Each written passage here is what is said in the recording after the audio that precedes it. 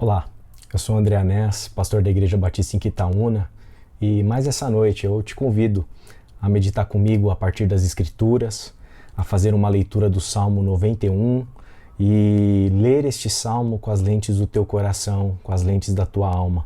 Para além da sua razão, o meu convite aqui é para que você se abra, para que o Espírito Santo possa soprar em você e te iluminar a partir dessa meditação dessa noite.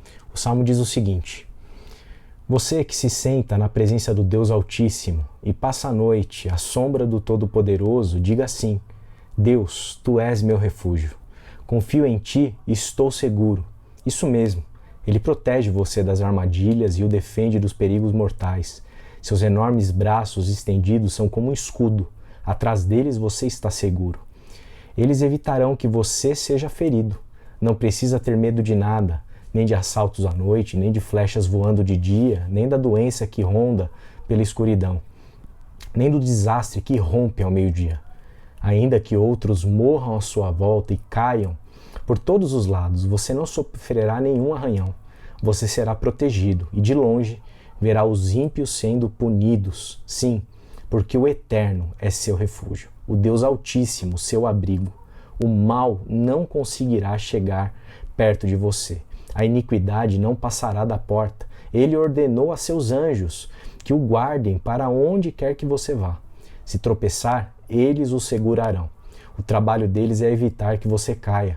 Você caminhará tranquilo entre leões e cobras, pisará neles e nada acontecerá. Se você se apegar a mim para salvar a vida, diz o Eterno, tirarei você de qualquer problema. Se você aprender a confiar em mim, cuidarei de você como ninguém. É só me chamar que eu respondo. Ficarei ao seu lado. Nas horas ruins, resgatarei você e darei depois uma festa em sua honra. Eu o presentearei com uma vida longa e a você mostrarei a minha salvação. A gente está diante de um salmo muito conhecido, muito famoso, muito citado, muito recitado na boca de muitos religiosos, evangélicos e de diversas tradições cristãs. Esse salmo é um salmo que fala sobre a proteção de Deus. Fala como Deus ele protege os seus, ele cuida dos seus, ele tem uma mão poderosa, ele é em si um escudo, ele é alguém que nos protege. Esse salmo é um salmo belíssimo, uma poesia linda, inspirada aqui, escrita pelo salmista. Entretanto, a gente precisa entender uma coisa. Esse salmo, ele não precisa e não deve ser usado como um álibi para que a gente consiga ou possa colocar Deus à prova, colocar Deus contra a parede. Esse salmo não pode ser usado como uma espécie de um seguro de vida. Muitas vezes, esse salmo aqui ele tem sido citado e falado dentro dos meios evangélicos no Brasil de uma maneira muito indevida, de uma maneira muito inadequada e de uma maneira muito rasa, à luz de uma teologia bíblica minimamente equilibrada. Porque me parece muito óbvio, muito claro, que quando a gente vive a jornada de fé junto de Jesus, isso não é a garantia de que nenhum problema chegará à nossa tenda. Isso não é a garantia que nós não seremos afligidos pelo mal, pelos problemas da vida, pelas doenças, pelas enfermidades, os problemas relacionais e assim por diante. Quando a gente serve Jesus e caminha com Jesus como um discípulo, uma discípula de Cristo, isso não nos dá a garantia de que a gente não vai ter problemas com os nossos filhos, de que nós não vamos ter problemas com a Covid-19, de que entes queridos nossos vão falecer, de que, quem sabe, nós mesmos estaremos sujeitos, se não a morrer, a lutar pela vida dentro de um hospital, dentro desse momento de pandemia. Isso é muito, muito, muito óbvio. A gente consegue atestar isso pelas lentes com que a gente enxerga o mundo. Não precisa ter uma leitura muito sofisticada para perceber que não existe um casamento blindado, que não existe uma vida blindada, no sentido de que as tempestades da vida não vão nos alcançar. Elas nos alcançam. Problemas chegam até a nossa casa. E quando a pessoa, o fiel, usa esse salmo para poder transformar o salmo em um tipo de oração mágica que vai resolver os problemas da nossa vida, isso é um desrespeito para com o texto, para com o uso do texto bíblico, para com o uso do salmo, para com o uso da palavra de Deus. Não é possível que nós entendamos que a fé cristã, a fé em Cristo Jesus é uma fé mágica, em que eu uso uma oração, uso um texto como um abracadabra, que vai abrir ou fechar determinadas portas, vai me proteger ou não, vai me proteger de acordo com aquilo que eu recito, que eu falo, que eu anuncio. É muito evidente que isso não é verdadeiro. E que quando isso acontece, nós nos tornamos muito infantis. A fé se torna algo assim completamente infantilizado, em que qualquer probleminha que acontece comigo, eu uso a oração, uso o salmo para jogar na conta de Deus a responsabilidade sobre os problemas da existência e sobre problemas muitas vezes que são causados e têm como consequência nós, como humanidade. Então, usar o texto como um pretexto para que a gente coloque Deus contra a parede, para garantir o sucesso e a proteção em todas as situações da nossa vida, isso é infantil. E não é assim que o salmista deseja que nós vivamos, que Deus deseja que nós vivamos de maneira infantil. Além do que, quando a gente transforma as palavras da Escritura em palavras mágicas que produzem para a gente benefícios no momento em que a gente as recita, a gente se torna uma presa fácil de charlatões da fé, que justamente trabalham dentro dessa perspectiva mágica, em que dependendo daquilo que você faz, dependendo de como você ora, dependendo de como você exercita a sua fé, Deus ele vai obrigatoriamente te abençoar, te proteger. E mais, é interessante notar que no Novo Testamento, quando Jesus ele é tentado no deserto, o diabo ele cita o Salmo. Ele cita o Salmo. Se lança do pináculo do templo porque Deus dará ordem ao teu respeito e vai te proteger, vai te salvar. Querendo tentar Jesus no sentido de que com aquele milagre ele se tornaria o grande Messias esperado, um Messias inquestionável. E Jesus responde para ele que para não colocar Deus à prova, citando um outro texto das Escrituras.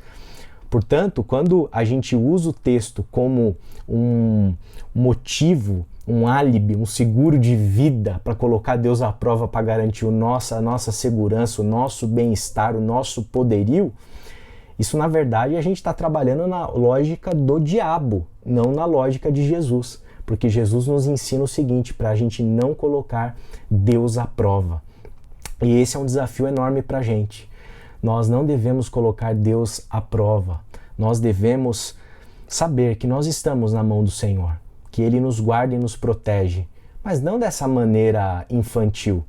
Ele nos protege e nos guarda de tal forma que a nossa responsabilidade perante a vida, perante as coisas que acontecem, ela é preservada.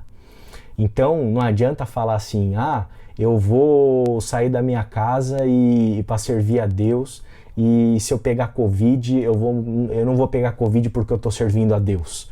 Não, existe uma responsabilidade nossa. Se você sair de casa, não colocar máscara, não tomar os seus cuidados, você corre o risco sim de se infectar e talvez de ir a óbito.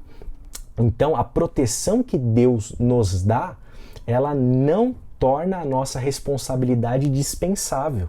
Porque, novamente, isso é coisa de gente que tem uma fé infantil. Portanto, nós devemos refletir sobre a proteção e o cuidado de Deus dentro de uma perspectiva em que Ele está conosco no meio das tempestades. Ele está conosco no meio dos problemas. Ele está conosco no momento em que a gente atravessa vales da sombra da morte, como por exemplo a pandemia. E não nos cabe, em definitivo, viver um tipo de espiritualidade infantil que coloca Deus à prova. Isso não se faz. Isso é contrário ao ensinamento de Jesus.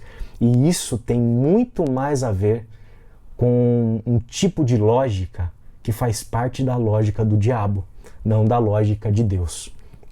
Por isso, o nosso convite aqui nessa noite é para que a gente leia essa poesia linda, para que a gente se abra para o Altíssimo e para que a gente tenha certeza de que sim, Ele cuida de nós, Ele nos protege, mas Ele não nos infantiliza.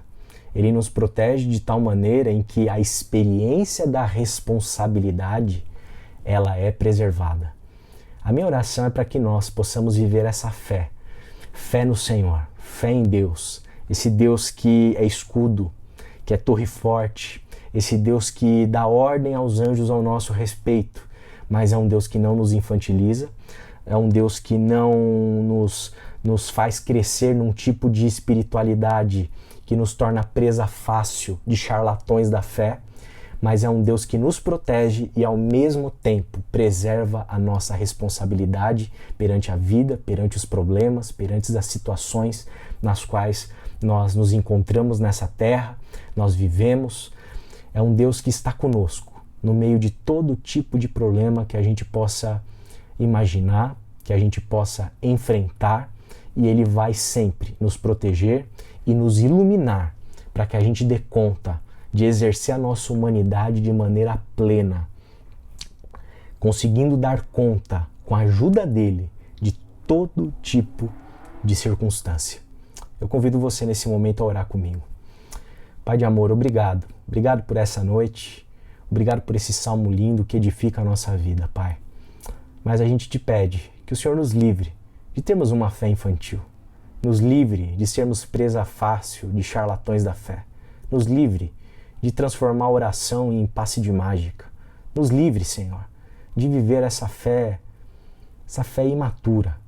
Que em nome de Jesus, Deus, a gente possa perceber a Tua proteção e o Teu cuidado que preserva, ao mesmo tempo, simultaneamente, a nossa responsabilidade.